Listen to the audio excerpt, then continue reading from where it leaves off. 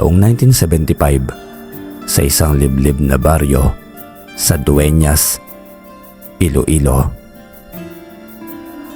Isang tradisyonal na sayawan sa baryo kung saan ang magagandang babae ay nakaupo sa harapan.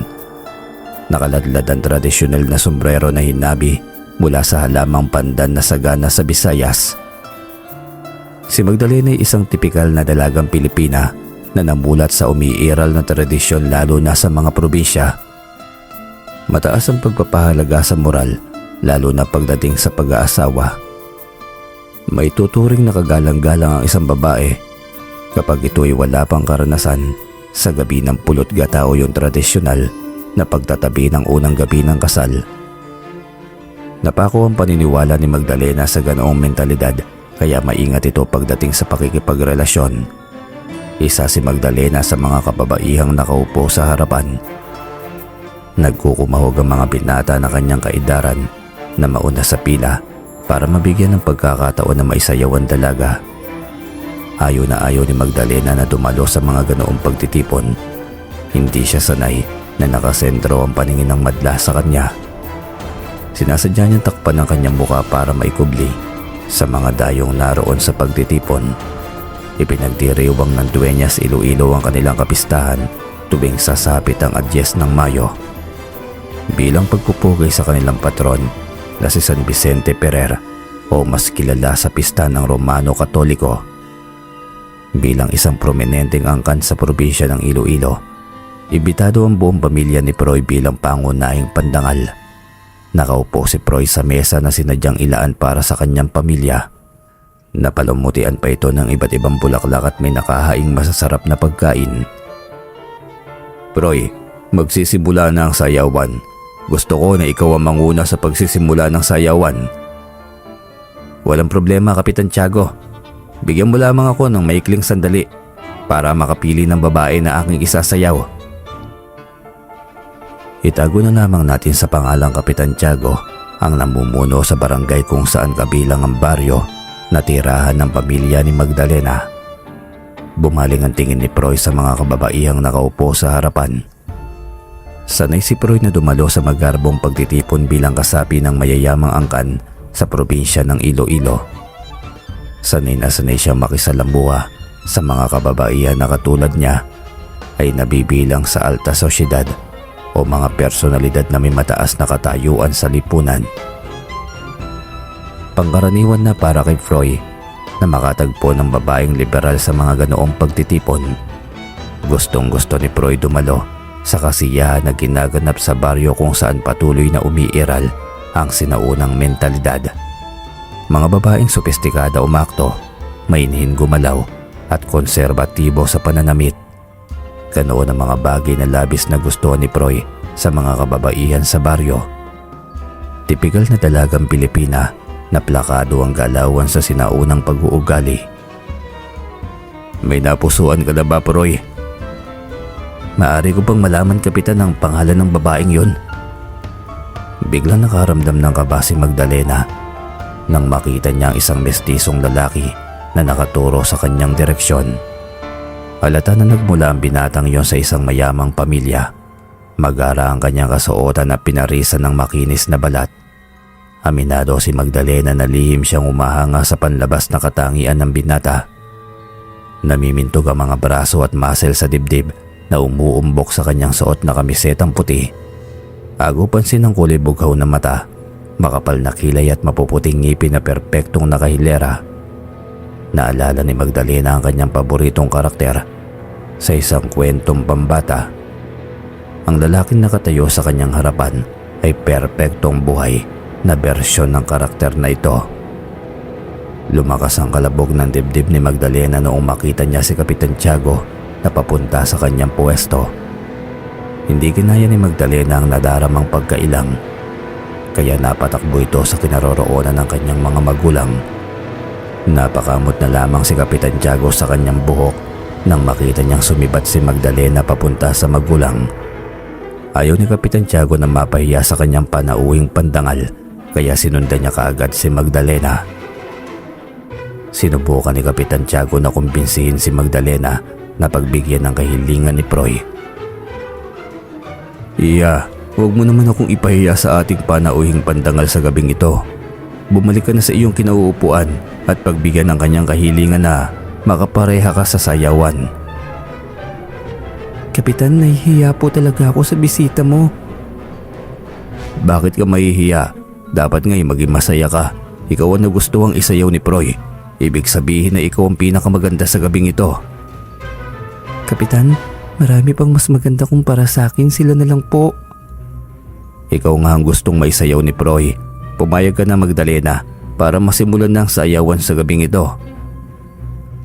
Napadaing si Magdalena nang maramdaman niya ang pagdampi ng kuko ng kanyang ina sa tagiliran.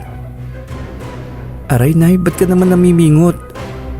Tumahimik ka dyan, bibigwasan kita. Sige na kapitan, papayag na si Magdalena, ako nang bahala. Natahimik si Magdalena dahil sa ginawa ng kanyang ina. Alam na niya ang mangyayari. Mapipilitan siyang bumalik sa upuan para pagbigyan ang kagustuhan ni Kapitan Tiago. Bakit gano'n ang sinabi mo kay Kapitan Nay? Ano ka ba anak? Isang mayaman ang gustong makisayaw sa'yo. Pagbigyan mo na. Malay mo baka magustuhan ka. Sige na, bumalik ka na ron. Ayaw ko Nay, nahihiya po talaga ako eh. Sige na, pumunta ka na ron. Matatamaan ka talaga sa akin, Magdalena. Huwag mo kaming ipahiya ng tatay mo rito. Wala nang nagawa pa si Magdalena, kundi ang bumalik kaysa kaladgarin pa siya ng kanyang ina, pabalik sa upuan. Masaklap na kahihiyan iyon kapag umabot sa ganoong punto. Alam niya ang kapasidad ng kanyang ina at hindi malabo na magagawa niya yon. Ano bang pinagagawa mo sa anak natin, Marisa? Pinagtutulakan mo siya sa lalaking yon. Nakakita ka lamang ng mayaman ay parang salapi na ang tingin mo. Tumahimik ka nga dyan, Noel.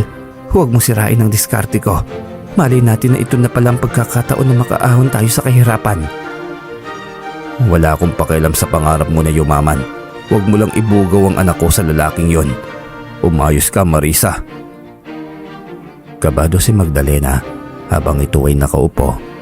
Hinihintay niya ang susunod na mangyayari. Lalong bumilis ang pintig ng kanyang puso nang makita niya si Proy na tumayo. Nagsimula itong humakbang papunta sa kanyang kinaroroonan. Nakasentro ang atensyon ng lahat kay Proy na papalapit sa kanyang direksyon. Habang papalapit si Proy ay lalong lumalakas ang gamit nitong pabango na banayad sa ilong. Maaari ba kitang maisayaw, Binibini? Hindi makatingin ng diretso si Magdalena kay Proy. Nakakaparalisa ang presensya ng binata na lalong nagpalala sa nerbiyos na nararamdaman ni Magdalena. Iniabot ni Magdalena ang kanyang kamay na hindi tumitingin sa direksyon ni Proy. Hidawakan ni Proy ang kanyang kamay at dahan-dahang hinila papunta sa gitna. Nagsimulang tumugtog ang kanta na angkop sa pagtitipon. Hinapit ni Proy ang baywang ni Magdalena palapit sa kanya. Bakit ka nanginginig? Hindi naman kita lalapain eh. Pasensya ka na sir, hindi lang po ako sanay na makisalamuha sa katulad mo na may mataas na katayuan sa lipunan.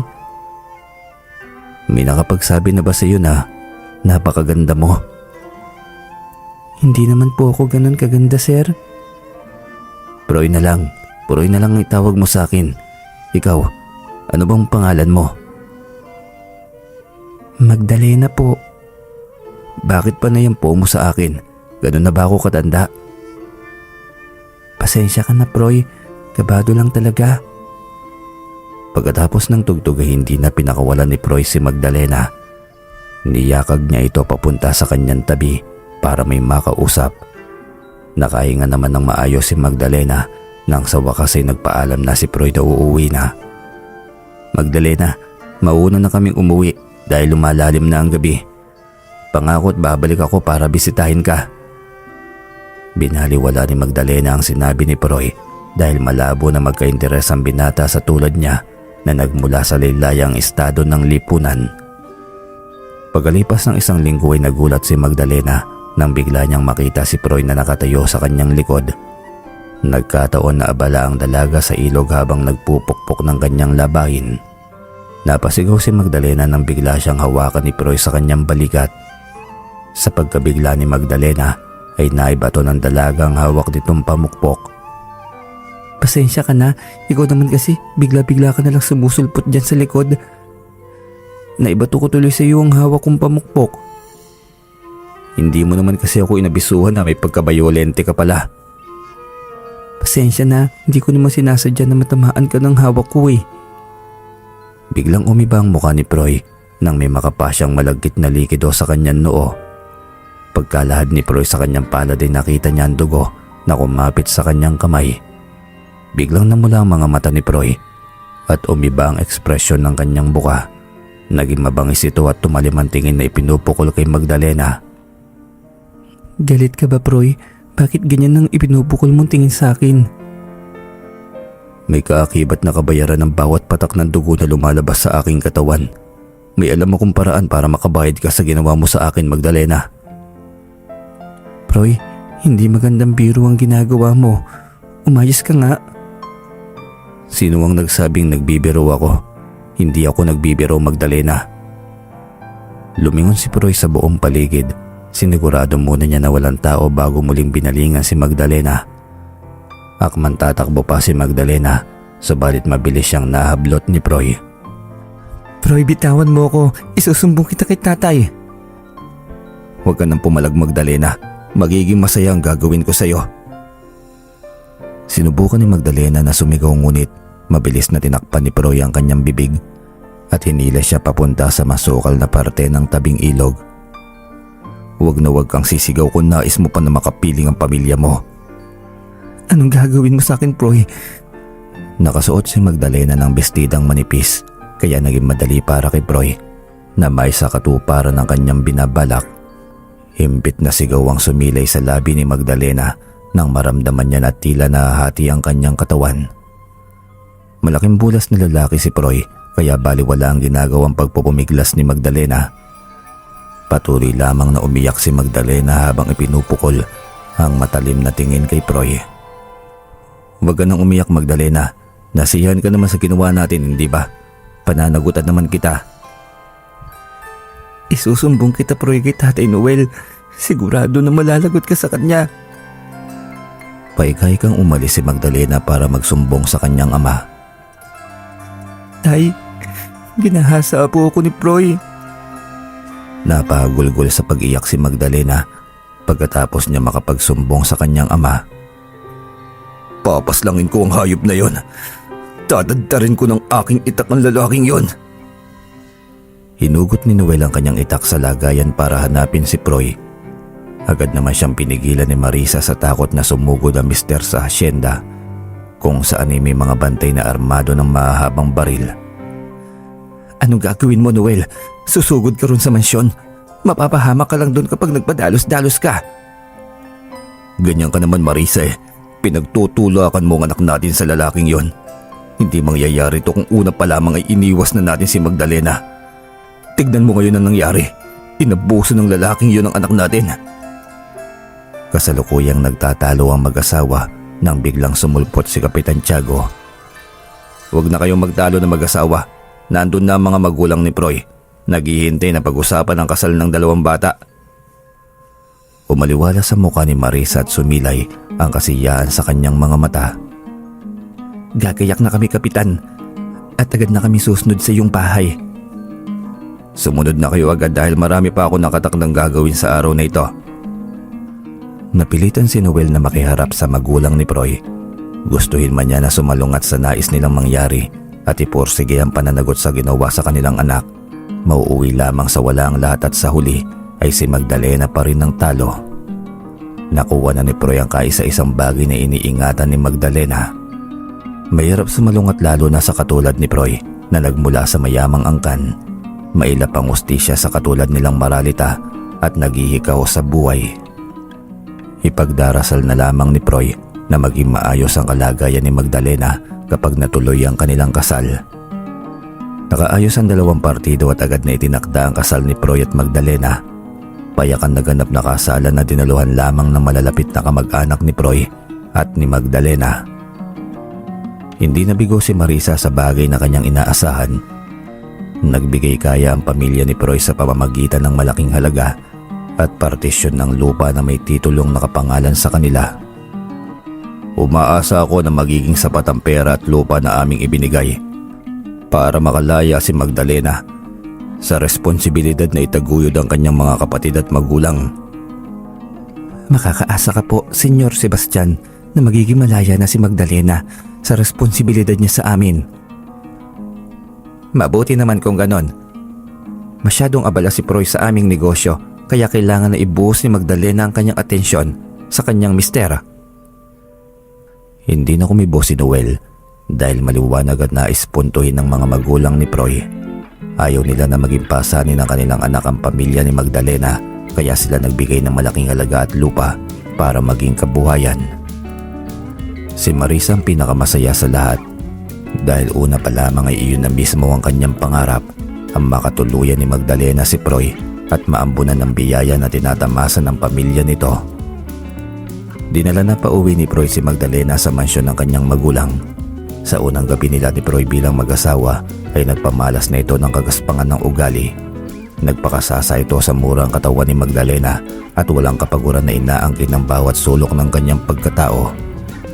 Sinubukan ni Magdalena na magreklamo ngunit walang epekto yun kay Froy. Sa loob ng 3 buwan ay palaging ganon, pero labis ang pagtataka ni Magdalena dahil paulit-ulit siyang pinapaalalahanan ni Froy na mag-ingat na siya'y mabuntis. Napilitan si Magdalena na uminom ng pildoras dahil ayaw namang magpaawat ni Froy sa kanyang ginagawa. Sa ilang buwan na pagsasama ni Magdalena at Froy sa isang silid ay may napansin ito. Palaging nawawala si Froy sa kalagitnaan ng gabi. Bilang babae ay kinutuban ng masama si Magdalena. Nagdududa si Magdalena na mayroong kinakatagpo si Froy pagsapit ng gabi. Froy, tapatin mo nga ako. May kabit ka ba? Anong tanong yan, Magdalena? Wala akong kabit. Ikaw lamang ang babae na gusto kong makasalo. Huwag ka magsinungaling, Froy. Anong ginagawa mo sa tuwing lalabas kapag sapit ng gabi? May ibang babae ka. Wala nga akong babae. Huwag mong painitin ang ulo ko, Magdalena. Sabihin mo kung anong ginagawa mo tuwing lumalabas ka sa gabi. Malapit na magliwanag kung umuwi ka. Tumindi ang pagtatalo ni Froy at Magdalena hanggang umabot sa punto na magkapisikalan na ang dalawa. Doon na pumasok ang mag-asawang Mona Lisa at Sebastian para awatin ang kanilang anak. Walang kalaguyo si Froy, Magdalena. May rason kung bakit kailangan niyang lumabas pagsapit ng kalagitnaan ng gabi. Malalaman mo rin sa takdang panahon kung ano ang ginagawa niya tuwing nawawala siya. Ang katulad namin ay tapat sa kapareha. Mauunawaan mo rin ang lahat, Magdalena, kapag naging katulad ka na namin. Ipagkit mo sa iyong isipan, Magdalena, ang sasabihin ko. Iisa lamang ang pwede kong maging kapareha sa buong buhay ko. Minarkahan na kita simula pa noong unang gabi na magkita tayo. Magkarugtong na ang buhay natin simulang malagyan kita ng marka. Ang katapusan lamang ng buhay ng sinuma sa ating dalawa ay nangangahulugan ng katapusan din ng isa. Hindi kita maintindihan, Froy. Ano bang ibig mong sabihin? Malalaman mo rin ang lahat, Magdalena, sa takdang panahon. Tumigil ka na sa kahibangan mo, Magdalena. Ipalagay mo ang isipan mo na hindi magagawa ni Froy na humanap ng ibang babae. Pag-aalis ni Sebastian at Mona Lisa ay naiwan ang dalawa na patuloy na nagpapakiramdaman. Minahal mo ba talaga ako, Froy? Ano bang klaseng tanong yan, Magdalena? Pipiliin ba kita kung wala akong nararamdaman sa'yo? Subalit ang pagmamahal na nararamdaman ko'y kakaiba sa nais mo. Hindi ko talaga maintindihan kung bakit mahigpit mo akong pinagbabawalan na magbuntis kung talaga mahal mo ko. Ginagawa ko ito, Magdalena, para sa kaligtasan ng magiging anak natin. Ayaw kong habang buhay ka magsisi. Kailangan na masigurado ko muna na handa ka na bago tayo magkaroon ng anak. Hindi talaga kita maintindihan, Froy. Malapit mo na ako maunawaan, Magdalena. Huwag ka lang mainip. Maghintay ka lamang sa paparating na kabilugan ng buwan dahil lubos mo ring mauunawaan ang lahat. Pagkaalis ni Froy ay agad na pinasadahan ni Magdalena ang nakasabit na kalendaryo sa dingding. Nakadama ng pananabik si Magdalena dahil 3 araw simula sa araw na yon ay sasapit na ang kabilugan ng buwan. Pagsapit ng kabilugan ng buwan ay kinausap ni Mona Lisa si Magdalena habang nasa harap ng hapagkainan. Kailangan mong magpaubaya sa mister mo mamaya, Magdalena, bago sumapit ang hating gabi. Ayaw ko may marinig na pagtatalo mula sa inyong dalawa mamaya. Ano po bang kailangan kong ipaubaya kay Proy mamaya, Mama? Gawin mo lang ang ipapagawa ni Proy sa iyo mamaya. Maniwala ka sa akin, Magdalena, dahil kapag nagawa mo ang nais ni Proy, hindi mo na pag-iisipan ng masama ang aking anak. Kailangan mo, Magdalena, ng pagbigyan si Proy para maging malaya ka ng pumasok sa aming mundo. Naguguluhan po talaga ako sa mga sinasabi niyo sa akin. Maaari bang ipaliwanag niyo sa akin ang inyong tinutukoy? Wala kaming dapat ipaliwanag basta sumunod ka lamang, Magdalena. Sumilip si Magdalena sa labas at nakita niya ang bilog na buwan. Pagsapit ng alas 11 ng gabi ay nagsimula na si Proy kumilos ng kakaiba. Proy, ano bang nangyayari sa iyo? Kanina ka pa hindi mapakali. Masama ba ang pakiramdam mo? Huwag kang papalag sa gagawin ko, Magdalena. Huwag mo na akong pahirapan. Magparaya ka na lamang dahil ikaw rin ang mahihirapan kapag nanlaban ka pa. Anong nangyayari sa iyo, Proy? Bakit umaapoy ang mata mo? Ito ang tinutukoy ni Mama at Papa na kailangan mo magparaya. Bakit humahaba ang mga ngipin mo? Bakit nagiging pangil, Proy? Anong gagawin mo, Proy? Lumayo ka sa akin. Mabilis na kumilos si Magdalena papuntang pinto. Ngunit napagtanto niyang nakakandado ito sa labas. Buksan niyo ang pinto. Palabasin niyo ako rito. Parang awa niyo na. Huwag ka nang pumalag. Huli na ang lahat, Magdalena. Magiging kauri ka namin sa ayaw at sa gusto mo. Anong nilalang ka, Proy? Nagkakaroon ka ng mahabang kuko tapos sumahaba ang dila mo. Nagkakaroon ka pa ng buntot at bakit ganyan ang kulay ng balat mo? Huwag kang mag-alala, Magdalena. Magiging kauri rin kita. Kailangan na maging katulad ka namin para magkaroon ako ng kapareha. Anong uri ng halimaw ka, Proy? Umalis ka. Lumayo ka sa akin. Pinilit ni Magdalena na mabukasan ng pinto ng kanyang silid, ngunit sadyang kinandado ito sa labas. Pinulupot ni Proy ang kanyang mahabang dila kay Magdalena at hinatak niya ito papalapit sa kanya. Pinilit ni Proy na ibuka ang bibig ni Magdalena at sapilitan na isiksik doon ang kanyang mahabang dila. May inilabas si Proy mula sa kanyang bibig na kulay itim na bato at ipinalunok iyon kay Magdalena. Pinilit pa ni Magdalena na iluwa yun dahil nalalasahan niya ang napakalansang likido na nakadikit doon. Tinakpan ni Proy ang kanyang ilong dahilan para malunok iyon ni Magdalena. Anong ipinalunok mo sa akin, Proy? Ang sakit ng tiyan ko. At nararamdaman kong parang may gumagalaw sa loob. Pakawalan mo, Magdalena, ang nararamdaman mo. Huwag mong labanan. Magpaangkin ka sa nilalang na ipinasok ko sa iyong katawan. Tiniis ni Magdalena ang sakit na kanyang nararamdaman hanggang sa humupa ito. Binuhat ni Proy si Magdalena at inihiga ito sa kama. Nanumbalik na ang katinuan sa itsura ni Proy at yumakap ito kay Magdalena. Anong uri kayo ng nilalang, Proy? Bakit nagiging ganoon ang itsura mo? Nagmula kami sa isang lahi ng aswang na kung tawagin ay abwak. Ginawa mo akong kauri mo? Ginawa mo akong aswang, Proy? Oo, kailangan na maging abwak ka, Magdalena. Hindi pwede na manatili kang normal na tao. Kailangan ng isang lalaking abwak ng kapareha para mapanatili itong buhay. Bakit hindi mo ipinagtapat sa akin ang lahat ng ito? Bakit itinago mo ito sa akin? Hindi mo man lamang ako binigyan ng pagkakataon na magdesisyon para sa aking sarili. Alam ko namang hindi ka papayag. Ngayon, isa ka ng abwak. Isa ka ng ganap na abwak, Magdalena. Sa susunod na kabilugan ng buwan ay magiging ganap na ang pagiging mong aswang. Sasamahan mo ko para mapunan ng pagkalam na sikmura ko sa dugot laman loob ng tao. Hindi ako papayag, Proy. Nanaisin ko pang mamatay kaysa pumaslang ng tao. Hindi ka na maaaring kumawala, Magdalena. Hindi mo alam ang kakayahan ng lahi ko. Maaari naming ubusin ang buong pamilya mo sa isang gabi lamang. Huwag mong subukan ang lahi na aking pinagmulan. Hayop ka, Proy. Halibo ka. Oo, Magdalena. Mas masahol pa ako sa halimaw. Sinubukan pa ni Magdalena na magpumiglas ngunit nagsimula na naman si Proy sa kapangahasan sa kanyang katawan. Pinagtutulakan ito ni Magdalena at nandidiri raw siya sa kanya. Ang init ng katawan ko, Magdalena. Responsibilidad mo bilang aking kapareha na pauwiin ang init na aking nararamdaman. Nandidiri man si Magdalena sa kanyang mister, ngunit wala siyang sapat na lakas para pigilan ito sa kanyang ginagawa. Kinaumagahan ay nagising si Magdalena dahil sa pagkalam ng kanyang sikmura. Napatakbo ito sa banyo para magsuka. Naglabas ang katawan niya ng likido na napakalansa. Malagkit iyon at may sumama pa nga na buong buo na dugo. Napisa na ang butya ng abwak na isinalin ko sa iyong katawan. Magsisimula ka ng makaramdam ng pagkauyam sa dugo't laman loob ng tao habang lumalaki ang ibon sa katawan mo, Magdalena. Kailangan na pag-aralan mo kung paano kontrolin ang iyong pagkauyam. Hindi kita mapapatawad, Proy. Habang buhay kitang kamumuhian dahil sa ginawa mo sa akin. Sinusumpa kita.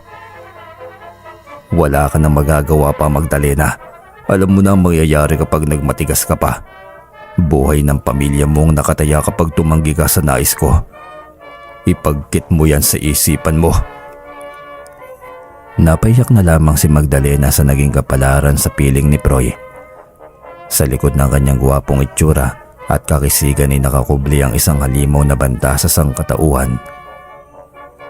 Bumaba ka na, Magdalena. Naghihintay na sina mama at papa sa pagkainan. Wala akong ganang kumain. Bumaba ka mag-isa mo. Hinatak ni Proy ang mahabang buhok ni Magdalena dahilan para dumaing ito. Bitiwan mo ang buhok ko, Proy. Ibalik mo na lang ako sa mga magulang ko. Gusto ko nang umuwi sa piling ng aking pamilya.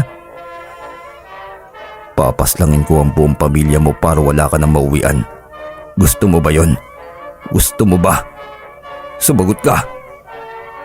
Hindi. Huwag mong papakialaman ng pamilya ko. Pwes matuto kang makisama, Magdalena, kung gusto mo pa na makita ang pamilya mo. Napilitan si Magdalena na sumunod sa kagustuhan ni Proy dahil sa banta nito napapaslangin ng buong pamilya niya. Proy, sinasaktan mo na naman ba ang asawa mo? Ang tigas ng ulo pa. Ang hirap pa intindihin. Dalhin mo mamaya sa pagtitipon para maunawaan ni Magdalena kung bakit kailangan niya makisama sa ating lahi. Ayaw kitang takutin, Magdalena. Pero dapat maunawaan mo kung ano ang kaakibat na parusa sakaling pinili mo na sumalungat sa amin. Bilang may bahay ng isang abwak, kailangan mo, Magdalena, na makipagtulungan sa kabiyak mo. Iyon ang likas na kaugalian ng isang abwak. Kaya kailangan na pag-aralan mo ito at tanggapin. Matututunan mo rin ang lahat, Magdalena.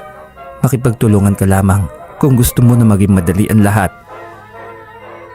Kinagabihan ni napilitan si Magdalena na sumama kay Proy.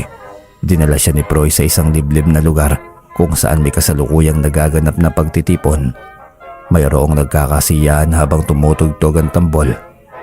Natuon ang atensyon ng lahat kay Magdalena nang dumating sila ni Proy.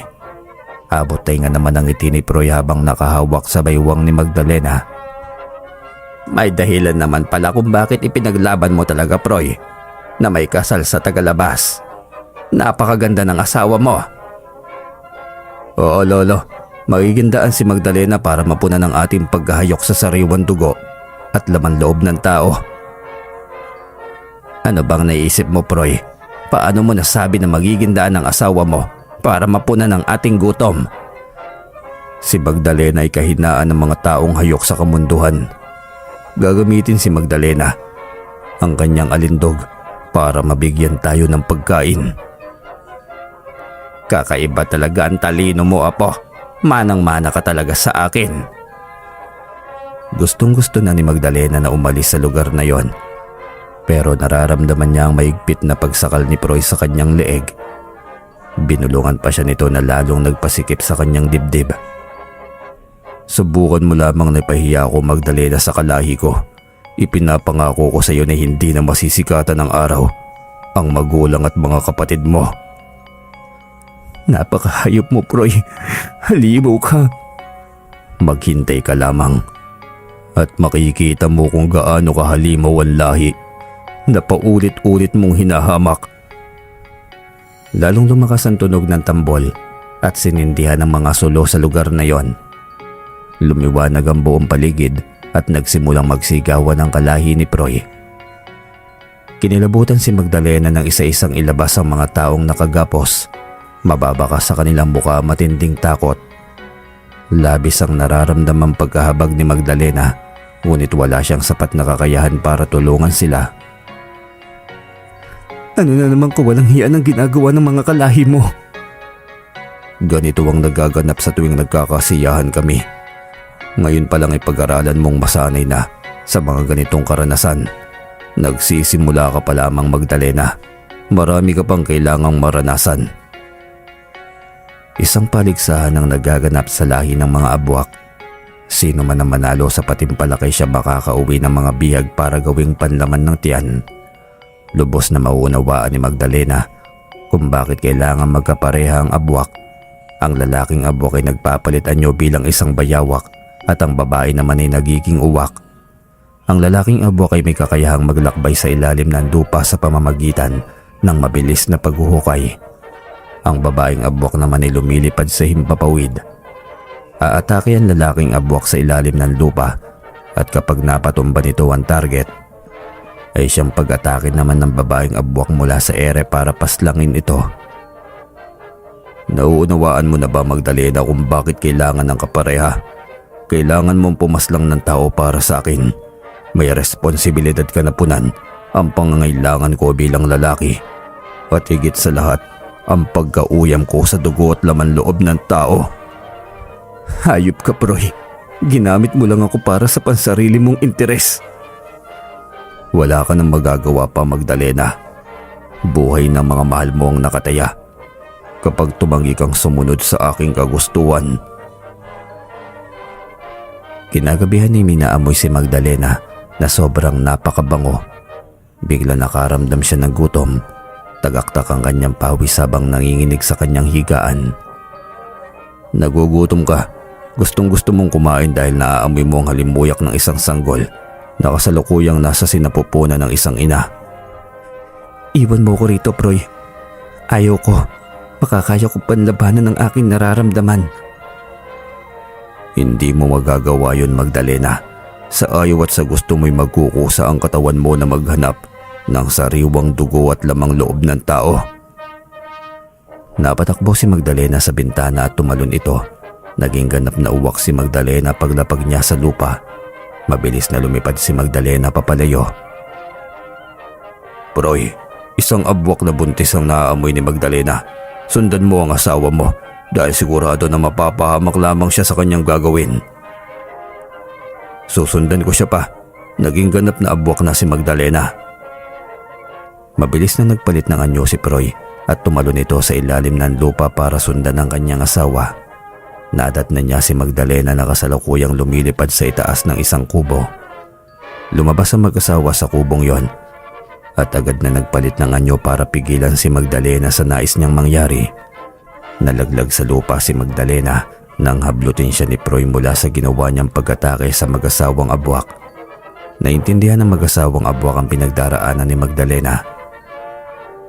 Iyon ang dahilan kung bakit ayaw kong mabuntis ka habang sa proseso ka pa lamang ng pagiging abwak. Sigurado na magagawa mo kainin pati sarili mong anak. Napaiyak si Magdalena sa kanyang kalagayan. Nakakaramdam siya ng matinding pagkauhaw at gutom. Ikaw ang may kasalanan, Proy. Ginawa mo akong halimaw. Sabihin mo na kung anong gusto mong sabihin sa akin. Ngunit wala ka na magagawa. Nagtagumpay na akong gawin kang katulad ko. Sa ayaw at sa gusto mo'y kailangan mong makipagtulungan sa akin. Sinugatan ni Proy ang kanyang braso at inilapit iyon sa bibig ni Magdalena. Magpakabusog ka sa akin dugo, Magdalena. Pawiin mo ang uhaw na iyong nararamdaman. Agad na sinunggaban ni Magdalena ang dugo na lumabas sa sugat ni Proy. Hindi siya tumigil hanggat may nararamdaman siyang pagkauhaw sa kanyang lalamunan. Kumala si Magdalena sa pagkakahawak sa braso ng mister. Napawi na ang nararamdaman mong pagkauhaw. Sa ngayon ay ako naman ang dapat mong tulungan para mapawi ang nararamdaman ko. Nagpaubaya si Magdalena nang muling angkinin siya ni Proy. Ganun palagi si Proy sa tuwing magkasama silang dalawa. Mapusok, umaapoy at palagi nag-iinit na tila walang kapaguran. Pagsapit ng muling kabilugan ng buwan ay doon na nagsimula ang mas malalang kalbaryo ni Magdalena. Bakit mo ako binigyan ng ganitong uri ng damit, Proy? Huwag ka nang magtanong, Magdalena. Isuot mo na lang ang damit na binigay ko. Ano na naman bang ipapagawa mo sa akin? Alam ko na may dahilan kaya mo pinasusuot ng ganito. Oo, at dadalhin kita sa bahay aliwan. Ipapain kita, Magdalena, sa mga lalaking naghahanap ng panandali ang aliw. Sa alindog na mayroon ka, sigurado na marami ang madadali mo. Napakawalang yamo talaga. Lahat na lang ipapagawa mo sa akin para lang matugunan ng pagkalam ng iyong sikmura. Kabilugan ng buwan ngayon kaya kailangang mayroon kang madadala sa akin para mapawi ang uhaw at gutom na aking nararamdaman. Hindi lang naman ako makikinabang sa gagawin natin kundi pati ikaw. Ayaw ko, Proy. Hindi ko gagawin ang kawalang yaan mo. Madali lang naman akong kausap, Magdalena. Kung ayaw mo makipagtulungan sa akin, pupuntahan ko na lang ang pamilya mo dahil nakakasiguro ako na doon ay matutugunan ang pangangailangan ko ngayong gabi. Akman tatalikod na si Proy kaya napasigaw si Magdalena. Napilitan itong gawin ang ipinapagawa sa kanya ng asawa.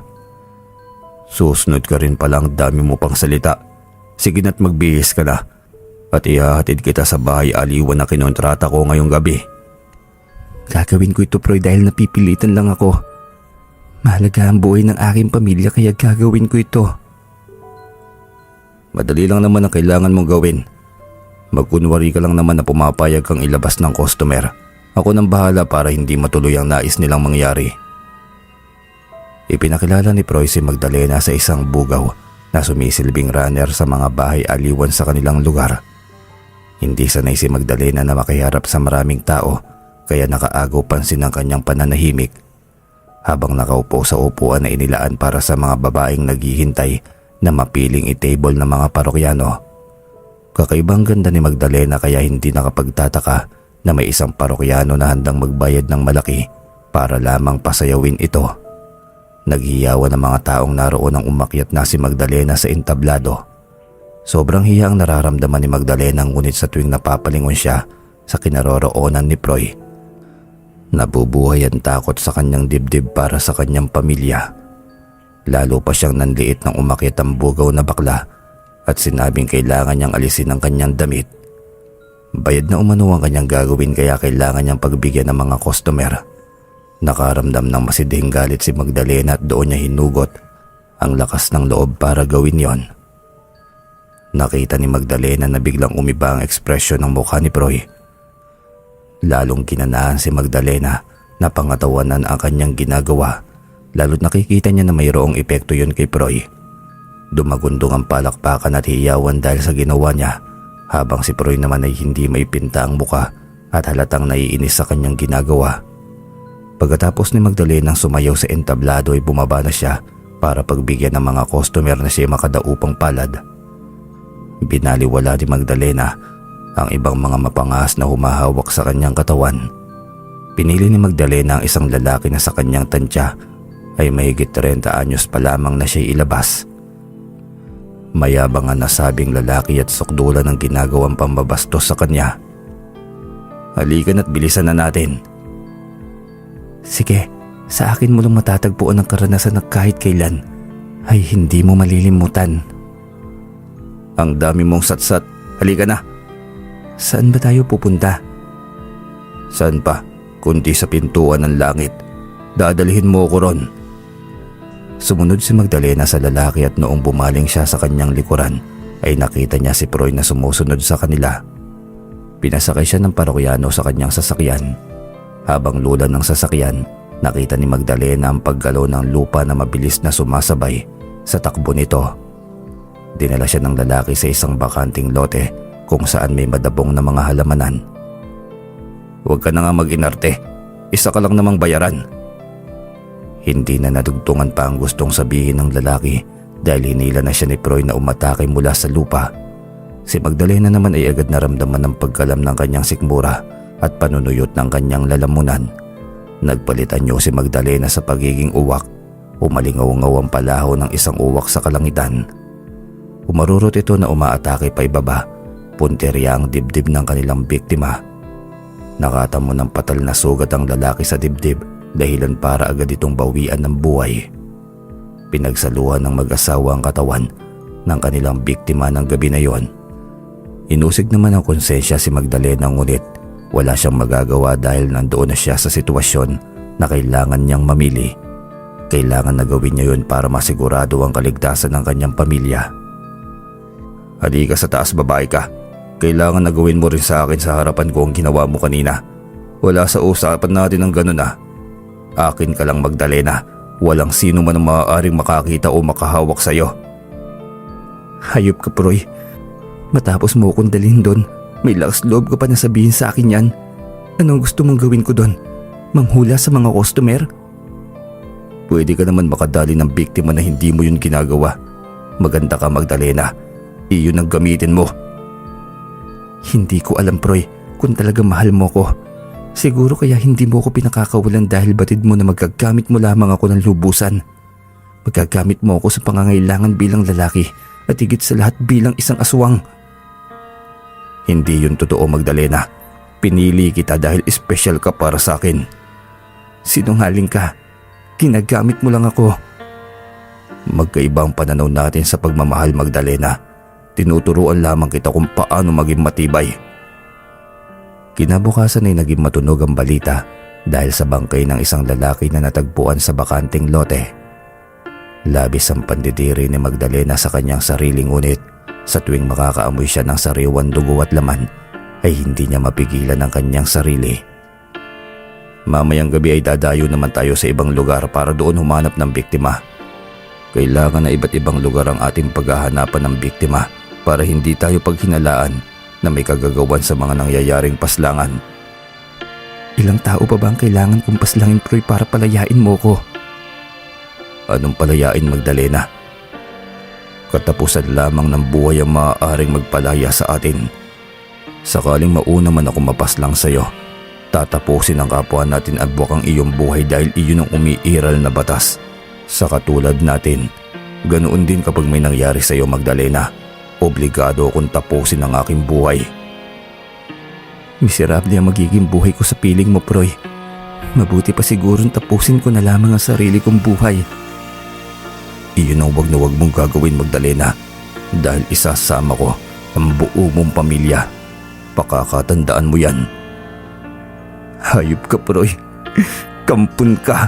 Isa kang kampon. Sabihin mo lang gusto mong sabihin, Magdalena. Pero sana'y maintindihan mo na nilikha ang lipi ng mga aswang para mapanatiling balanse ang mundo. Katulad lang din tayo ng mga hayop. Nilalang ang mga ahas para mabalanse ang pagdami ng mga daga.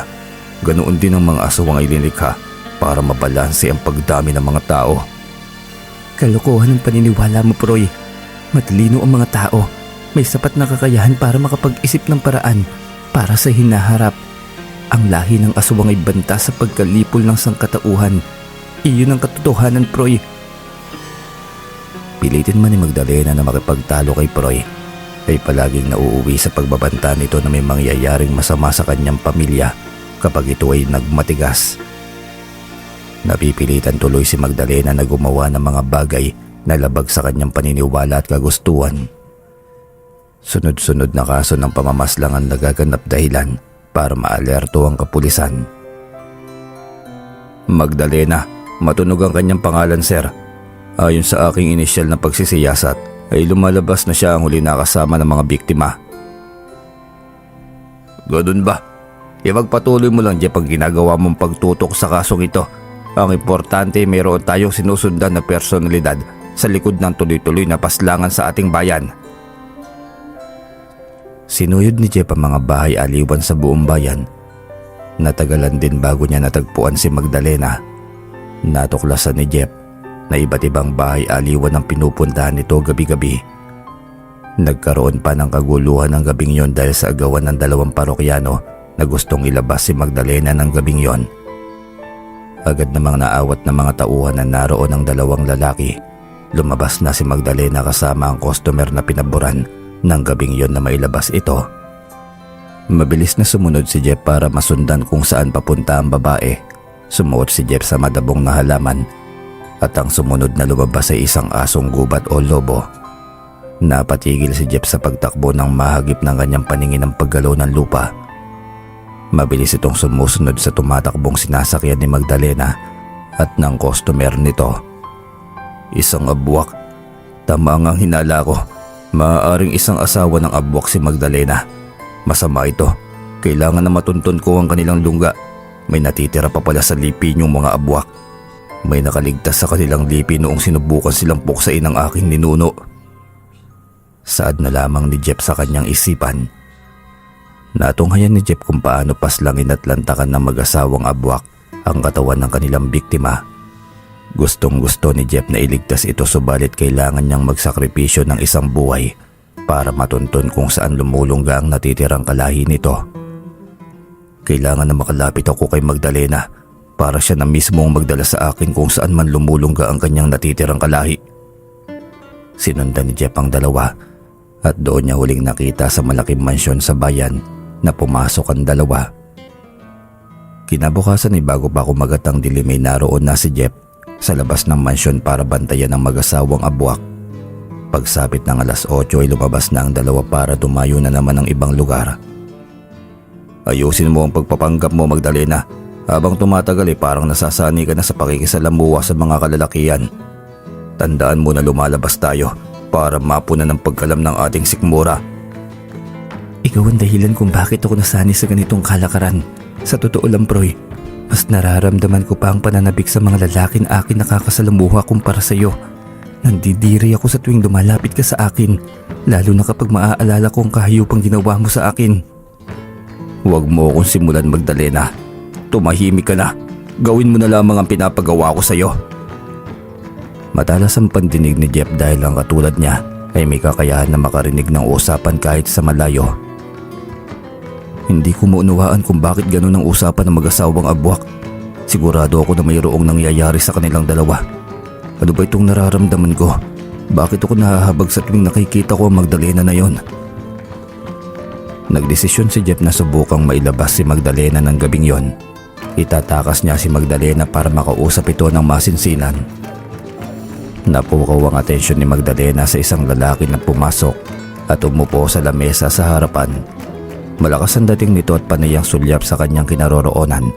Hindi pa natagalan ay kinausap na siya ng manager na handang magbayad ang customer ng malaki para lamang mailabas siya ng gabing yon. Nakaramdam si Magdalena ng pagkahabag dahil mukha itong disente at higit sa lahat ay hindi mayabang. Ibang-iba sa mga dati niyang nakakasalamuhang customer.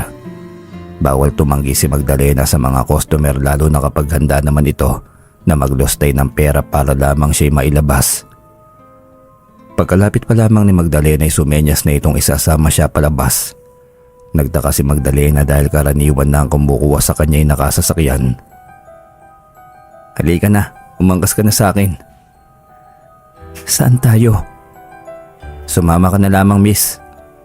Napayakap ng mahigpit si Magdalena nang umarurot sa pagtakbo ang kanilang sinasakyan na motorsiklo. Halata na sanay itong magmaneho ng motorsiklo dahil halos tumagilid na ito sa pagtakbo. Hindi ito bumabagal kahit pa dumaan ito sa pakurba na daanan. Mukhang napapalayo na yata tayo. Huwag kang mag-alala, miss. Wala akong gagawin sa iyo. Gusto lang kitang makausap ng masinsinan. Gustong gusto na ni Magdalena na magpalit ng anyo sa pagiging abwak para makawala sa taong yon.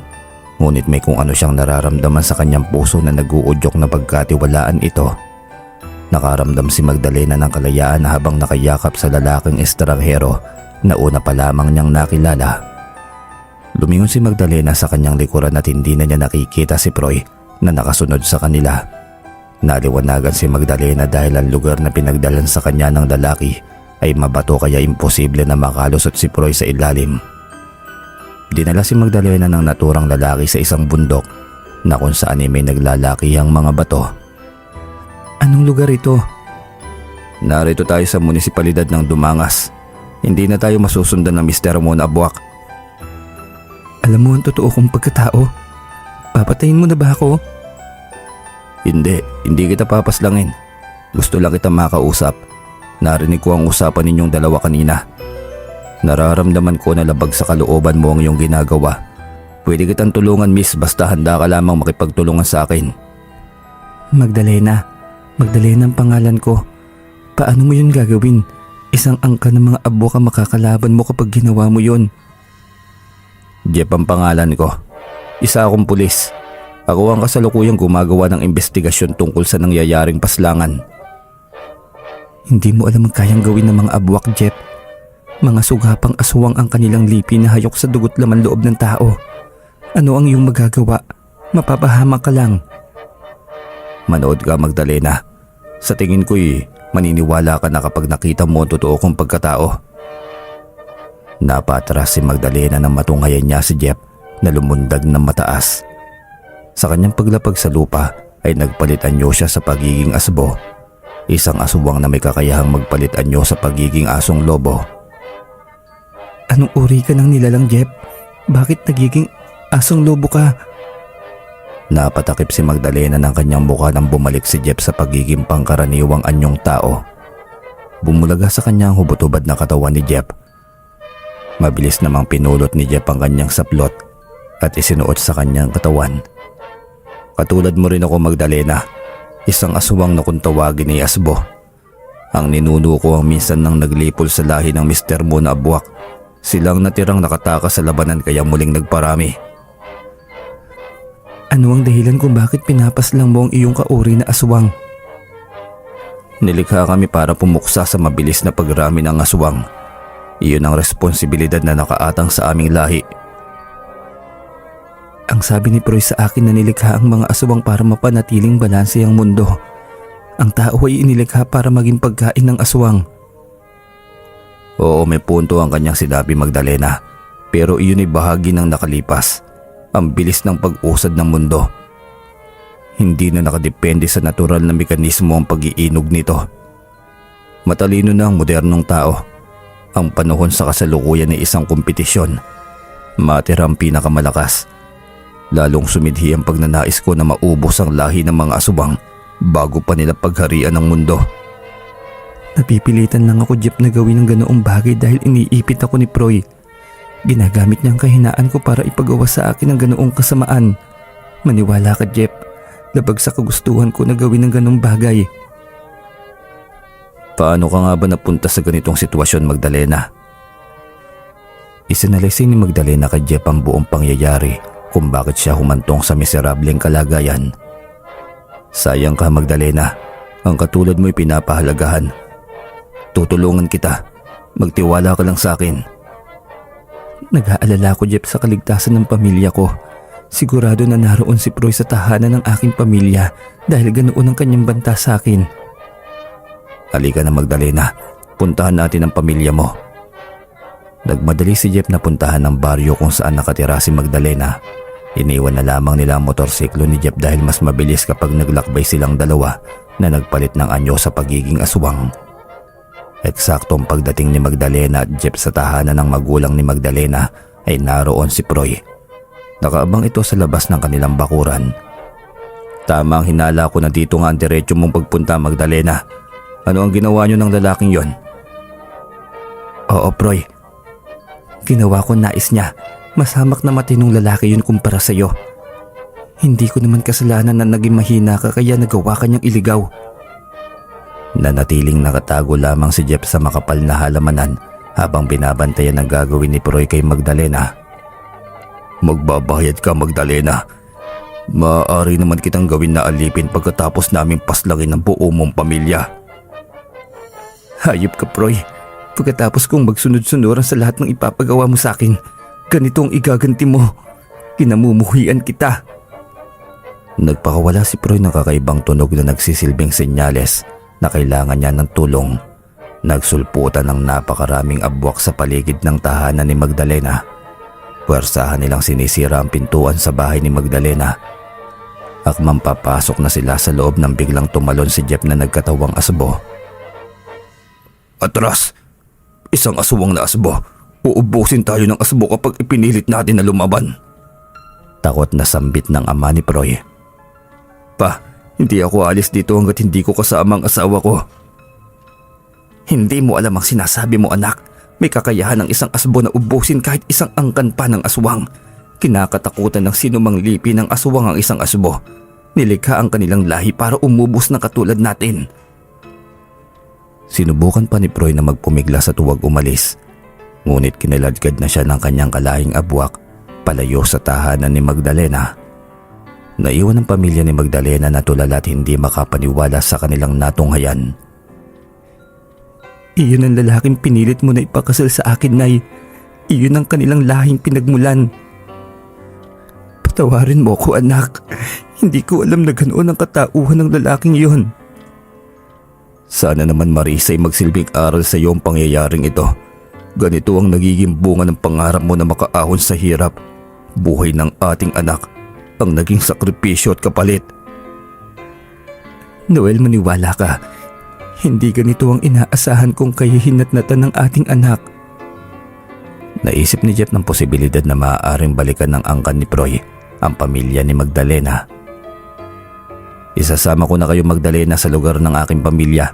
Hindi ligtas ang lugar na ito para sa pamilya mo.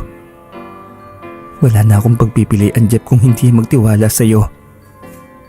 Sige na, magligpit na kayo ng inyong gamit pagsili ng liwanag. Hindi na dapat magpaabot ng dilim ang pamilya mo rito. Sigurado na mayroong binabalak ang mga abwak para mapilitan ka na bumalik sa kanilang piling. Pagkagat ng liwanag sa buong paligid ay agad na umalis si Jeff para humingi ng tulong sa pinakamalapit na estasyon ng pulis. Isang mayamang angkan ang kanyang babanggain at sigurado na haharangan ni Sebastian ang pag-alis ng pamilya ni Magdalena sa lugar, lalo na't pag-aari niya ang lupain na kinatitirikan ng kanilang bahay. Hindi ako makapapayag na aalis ang pamilya ni Magdalena sa lugar na ito. Senyor Sebastian, paumanhin mo. Hanggat wala akong nakikitang sapat na basihan para pagbigyan ng gusto mong mangyari ay hindi kita susundin. Sambit naman ng hepe. Asawa ng anak ko si Magdalena. May karapatan siyang bawiin ang asawa niya. Senyor Sebastian, hindi ko inaresto ang anak mo dahil sa respeto ko sa katayuan ng pamilya mo sa bayang ito. May nakabinbin na reklamo si Magdalena sa mister niya. Sa katunayan ay humihiling si Magdalena ng proteksyon laban sa anak mo. Iwan mo na lamang si Magdalena, hepe, at malaya nyo na madadala palabas ang buong pamilya niya. Pasensya na, Senyor Sebastian. Hindi ko mapagbibigyan ang gusto mong mangyari. Kilala mo ko. Magkakasubukan talaga tayo kapag pinilit mo ang nais mo. Armado ng mahahabang baril ang komboy na kasama ng hepe, dahilan para magdalawang isip si Senyor Sebastian na gumawa ng marahas na hakbang. Magdalena, bumalik ka na sa akin. Hindi ako mabubuhay kapag mawala ka. Huwag ka nang umasa pa, Proy. Matagal kong pinangarap na makawala sa piling mo. Minahal naman kita noon pero napalitan iyon ng pagkamuhi at galit. Nandidiri na akong makasama ka. Sinira mo ang buhay ko. Sige, umalis ka. Tignan ko lang kung magkakaroon ka ng katahimikan. Hindi kita patatahimikin, Magdalena. Tandaan mo yan. Hahanapin kita kung saan ka man magtatago. Tandaan mo yan. Napilitang manghimasok ni Jeff sa usapan ng mag-asawa. Kailangan na makalabas sila kaagad sa lugar na yon bago pa maabutan ng takip silim. Subukan mo lang, Proy. Alam ng magulang mo ang makakaya kong gawin. Mauulit lamang ang pangyayari sa nakaraan. Hayaan nyo na silang makaalis, Proy. Hindi ito ang tamang panahon para magpatigasan na po. Tama ka, Tandanggano. Matagal na naghihintay ang buong angkan ko na matagpuan ang natitirang lahi nyo. Nakalabas ang pamilya ni Magdalena sa lupain na pag-aari ni Sebastian. Mababanaag sa mukha ni Proy ang lungkot habang sinusundan ng tingin nito ang kanyang sinasakyan. Ikaw may kagagawan, Proy, kung bakit naglaho ang pagmamahal ko sa iyo.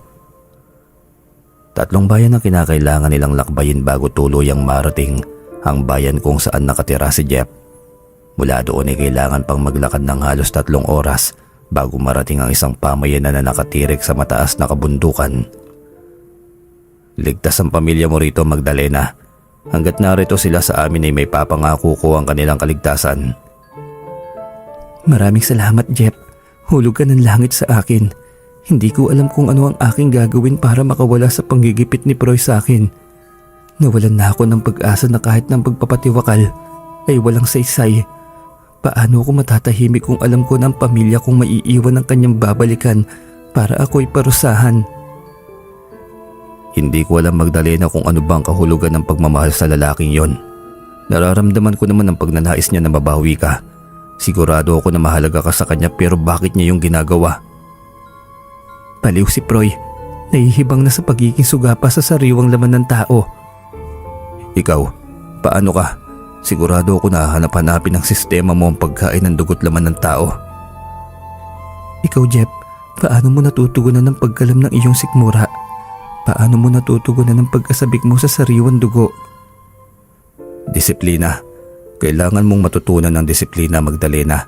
Hindi lamang sa sariwang karne at lamang loob ng tao mapapawi ang ating nararamdaman. Iyon ang dahilan kung bakit namin mas pinili na manirahan sa bundok kaysa sa kapatagan. Paano, Jeff? Tulungan mo naman ako. Tutulungan kita, Magdalena. Tuturuan kita kung paano mamuhay ng normal sa kabila ng pagiging aswang. Posible ba talaga, Jeff, na mabuhay sa kabila ng pagiging ganap na aswang? Oo, Magdalena. Posible. Pero ang katulad mo na likas ang pagkadepende, ang kalakasan sa lalaking abwak, mahihirapan ka na mabuhay na walang katuwang. Maaari kang mapaslang na mababangis na hayop. Ang kalakasan ng babaeng abwak ay nakadepende sa perpektong anggulo na ibinibigay ng kapareha nito tuwing umaatake. Ibig sabihin, kailangan kong bumalik kay Proy? Hindi ganun ang ibig kong sabihin. Hayaan mo, Magdalena. Ako ang tutulong sa iyo hanggang sa masanay kang mangayam sa kagubatan. Kinagabihan ay isinama ni Jeff si Magdalena sa kagubatan para maghanap ng hayop na maaaring makapawi sa kanyang nararamdamang gutom at pagkauhaw. Nakita mo yung baboy Ramo? Patutumbahin ko siya pagkatapos ay atakihin mo para matugunan ang nararamdaman mong uhaw at gutom. Ganun ba ang pamumuhay na mayroon ng mga asbo? Oo, ganun ang pamumuhay na ipinamulat ng aking magulang. Naniniwala ako na makakaya mong mabuhay sa kaparehong pamamaraan. Walang kailangan magbuwis ng buhay na tao kapag lahat ng aswang ay naging bukas ang kaisipan sa ganitong pamumuhay. Iba't ibang uri ng aswang ang pinili ang ganitong pamumuhay. Iba kami kumpara sa katulad mo, Magdalena. Sa halip na tao, ang binibiktima namin ay ang kapareho naming aswang. Iyon ang dahilan kung bakit kinatatakutan ka ng mga abwak. Oo, makakaya kong umubos ng isang angkan. Ganoon kalakas ang isang asbo. Kinatatakutan ng lahi namin kahit na ang pinakamalakas pang uri ng aswang. Tinuruan ni Jeff si Magdalena kung paano maghanap ng pagkain sa gitna ng kagubatan. Pagkatapos na mapawi ang nararamdaman ni Magdalena, tumakbo si Jeff papunta sa pinakapusod ng kagubatan. Sinundan siya ni Magdalena hanggang sa marating nila ang pusod nito. Nanumbalik si Jeff sa dating katauhan nito dahilan para magpalit ng anyo si Magdalena. Jeff, naaasiwa ako. Bumalik na lang kaya tayo. May tatanong lang ako sa iyo, Magdalena. Sana lang isagutin mo ako ng makatotohanan. Mahal mo pa ba si Proy? Yumuko si Magdalena at nanggilid ang kanyang luha. Bakit ka umiiyak? Huwag ka nang umiyak, Magdalena. Ang katulad mo'y pinapasaya at hindi pinapaiyak. Pinagsisisihan ko ang panahon na pumayag akong makilala si Proy. Sinira niya ang buhay ko. Naging isang bangungot ang buhay ko sa piling niya. Hayaan mo kung ayusin ang puso mo, Magdalena. Tutulungan kitang makabangon sa masalimuot na nakaraan. Natatakot ako, Jeff.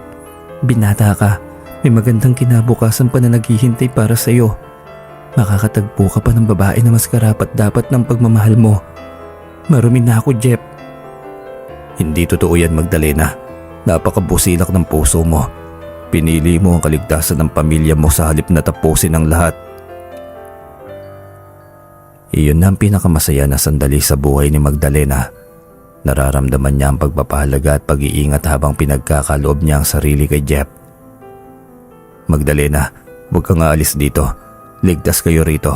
Sina nanay at tatay nang bahala sa inyo. Nahihiya ako sa mga magulang mo, Jeff. Ano ka ba? Magiging magulang mo na rin sila sa hinaharap. Pangako, babalik ako. Kailangan kong magtrabaho para sa kinabukasan natin.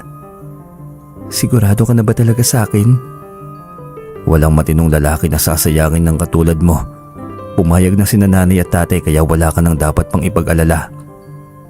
Sa unang pagkakataon ay naramdaman ni Magdalena ang pagmamahal na may kalayaan. Napagtanto niya na iba pala ang pakiramdam kapag may espesyal na ugnayan sa simula pa lamang. Habang nandoon sa piling ng magulang ni Jeff, kahit minsan ay hindi naramdaman ni Magdalena na may kakulangan sa kanyang pagkatao. Ang bait ng partidos ni Jeff sa katunayan ay nagtutulong-tulong ang mga ito para matayuan ng dampa ang kanyang mga magulang at kapatid doon.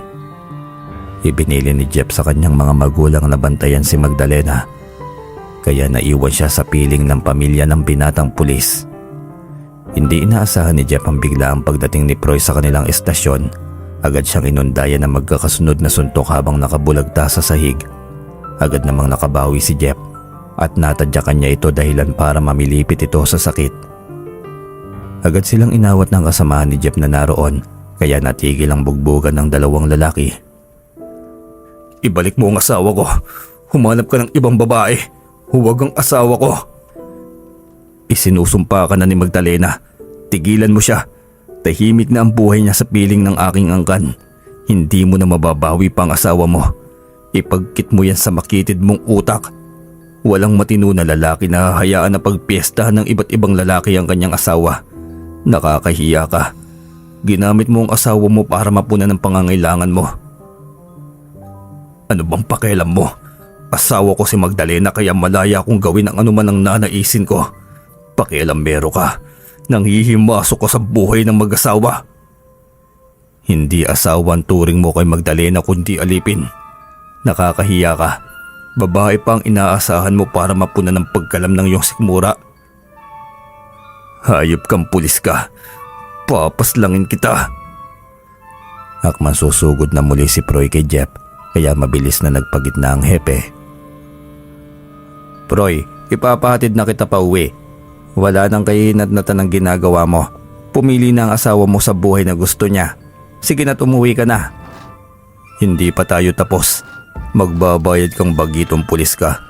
Magbabayad ka." "Sige na. Ihatid nyo na siya pa uwi. Ihatid nyo mismo sa mansyon ni Senyor Sebastian at sabihan na bantayan niya ang kanyang anak." Ipinagtapat ni Jeff sa hepe ang kanyang natuklasan. Matagal na ang hepe sa bayan at batid niya na may presensya ng mga nilalang doon na mahirap mampaniwalaan pero umiiral. "Naniniwala ako sa sinasabi mo, Jeff, pero pareho natin alam na mahirap patunayan yun sa husgado. Ang importante ay natuklasan mo ang punot dulo ng lahat ng ito. Sana lamang ipagkatuklas mo ng totoong katauhan ni Senyor Sebastian at ng kanyang angkan ay matutuldukan na ang paslangan sa ating bayan." Mga sugapang abwak ang lahi ni Senyor Sebastian. Hindi ganun kadali sa kanila nabitawan ng ganoong gawain. Inaasahan ko, Jeff, na hindi mo bibitawan ang kasong ito.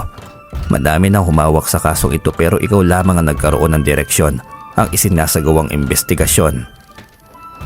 Hindi ko bibitawan ang kasong ito, hepe. Ngayon pa na may inspirasyon na ako para lalong matapos ang problemang ito. Mag-ingat ka lang, Jeff. Malaking tao ang babanggain mo. Aminado ko, hepe, na hindi magiging madali ang lahat pero umaasa ako na matatapos din ito. Naniniwala ako na magagawa mo ito, Jeff. Isa ka sa pinakamagaling na alagad ng batas. Pauwi na si Jeff nang tambangan siya ng mga armadong kalalakihan. Mabuti na lamang at nagawa niyang umilag ng putukan siya ng mga tauhan ni Senyor Sebastian. Tumalon si Jeff sa kanyang motorsiklo at agad na nagpalit ng anyo sa pagiging asbo. Umarurot siya ng takbo papalayo at nagmamadaling umuwi sa lugar ng kanyang magulang. Naalerto ang kanyang buong angkan nang marinig nila ang alulong ng taong lobo mula sa malayo. Agad na nagpalit ng anyo ang kanyang lahi at nagmamadaling tumakbo ng mabilis para tulungan si Jeff na humihingi ng tulong. Sa paanan ng bundok kung saan ang pasukan papunta sa tirahan ng mga asbo, nagkaharap ang dalawang lahi ng aswang. Sa labis na pag-aalalay sinubukan ni Magdalena na magpalit ng anyo para tulungan ang lahi ng mga asbo. Pinigilan si Magdalena ng magulang ni Jeff dahil maaaring mapahamak ito kapag nagpalit ito ng anyo sa pagiging abwak. Dahil likas na malalakas ang asbo ay nagawa nitong malipo ng mga abwak na tumangkang pumaslang kay Jeff. "Mali ang lahi na inyong kinalaban," sambit ni Jeff. Maaaring mapaslang ninyong mga asbo ang karamihan sa aking kalahi, pero sa dako pa roon ay may bago mag-uusbong para muling magparami at balikan ang inyong lahi. Sambit naman ng lolo ni Proy. Hindi titigil ang lahi namin hanggat may mga lahi ng aswang na katulad nyo na naging banta sa sangkatauhan. Darating ang panahon na mismong mga tao na pilit nyong pinapangalagaan ang mismong pupuksa sa lahi ninyo. Sinakmal si Gano ng mga asbo at pinagutay-gutay ang katawan hanggang sa magkahiwa-hiwalay. Napaslang din sa labanan na yon sina Sebastian at Mona Lisa na mga magulang ni Proy. Gumagapang si Proy sa lupa at nagmamakaawa kay Jeff na bigyan ito ng huling pagkakataon para makausap si Magdalena. Ilam sa luha ang mata ni Proy habang nagmamakaawa itong masilayan si Magdalena bago ito mamaalam. Jeff, maawa ka sa akin. Sa huling pagkakataon ay hayaan mo akong makahingi ng tawad sa aking asawa. Papayag ako Proy pero sa isang kondisyon. Palayain mo si Magdalena bago ka malagutan ng hininga. Tumango si Proy habang naghahabol ng hininga. Magdalena, asawa ko, patawad. Patawarin mo ko kung kakaibang pananaw ko sa pag-ibig. Gusto ko lang naman na turuan ka na mabuhay kahit wala na ako. Likas na mahina ang babaeng abwak kaya pinili kong sanahin ka para maging malakas. Sa paghangad mo Proy na maging malakas ako, nakalimutan mo na may damdamin din ako. Alam ko, nasaktan kita. Iyon ang ipinamulat sa akin ng aking magulang. Ang akala ko na pagmamahal ay ibang-iba pala sa realidad. Magpahinga ka na Proy. Sige na, magpahinga ka na. Pinapatawad na kita. Salamat aking asawa. Pinapalaya na kita. Buksan mong muli ang puso mo sa taong lubos na magmamahal sa iyo. Gamitin mong naiiwan na kabuhayan ng aking pamilya. Alam ko na hindi yun sapat para maibsan ang paghihirap na nararanasan mo sa aking piling. Magagamit mo yun para makamtan ang buhay na ipinagkait ko sa iyo. Pinapalaya na rin kita Proy. Panalangin ko na sana'y matagpuan mo ang katahimikan sa kabilang buhay. Jeff, hindi mabubuhay ng matagal ang isang babaeng abwak kapag walang kapareha. Tanggapin mo sana ang mutya ng isang abwak para may katuwang si Magdalena sa kanyang natitirang buhay. Pumayag ako Proy. Gagawin ko yon dahil naniniwala ako na ang pagmamahal ay handang magsakripisyo. Handa akong tanggapin ang pagiging abwak mo. Tinanggap ni Jeff ang pagiging abwak ni Proy, ngunit kapalit iyon ang paghina ng kanyang kakayahan bilang asbo. Namatay si Proy pagkatapos niyang maisalin kay Jeff ang pagiging abwak. Hindi ka na mag-iisa Magdalena. Sa atin magsisimula ang lahi ng abwak na hindi magiging banta sa pagkalipol ng sangkatauhan. Ang buong akala ko Jeff ay pinabayaan na ako ng Panginoon. May nakalaan pa pala na magandang plano para sa akin. Sinusubok niya lamang ang aking katatagan kung hanggang saan ko makakaya ito. Naniniwala ako Magdalena na may dahilan ng lahat kaya natin nararanasan ang lahat ng ito. Ikaw ang pinadala ng Panginoon Jeff para malampasan ko ang lahat ng ito. Handa ka na bang magpakasal sa akin? Ikaw, handa ka na bang samahan ako sa pagiging abwak? Handang-handa Magdalena, hanggang nabubuhay ako. Matapos maayos ni Magdalena ang naiwang ari-arian ni Proy, ay agad na silang nagpakalayo-layo sa lugar kung saan walang nakakakilala sa kanila. Nagkaroon ng 6 na anak sina Magdalena at Jeff. Tinupad ni Jeff ang pangako nito kay Magdalena hanggang sa magupo ito ng sakit. Si Magdalena ay nasa dapit hapon na ng kanyang buhay. Labis ang pasasalamat ni Magdalena sa Diyos na pinagkaloob sa kanya si Jeff na naging daan para mabago ang kanyang kapalaran. Hanggang dito na lamang po ang kwento mga ka-DM. Maraming salamat po sa inyo